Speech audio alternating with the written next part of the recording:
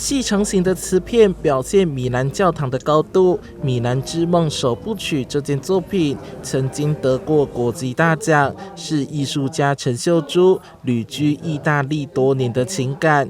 这次回台，在台南建筑公司举办瓷画艺术展。瓷器是人家讲 China 嘛，瓷器白瓷是白金啊，所以瓷器我在欧洲很多的贵族、皇宫贵族有一个房间专门收藏瓷器。瓷器彩绘发源自中国，传到欧洲发光发热，并渐渐地融入日常当中。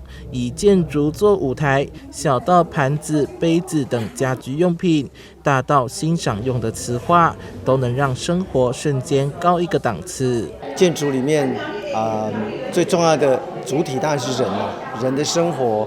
那我们人在这个建筑里面，你每天就是每天的生活里面会用到很多的器具。那器具里面包括家具啦、画啦、瓷器类的啦、锅碗瓢盆，都是我们会用得到的。很乐意将这样的空间的艺术跟生活艺术把它结合在一起。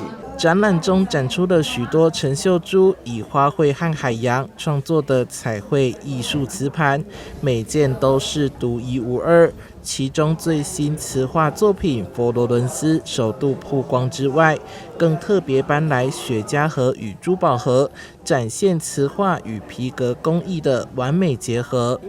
记者顺怀台的报道。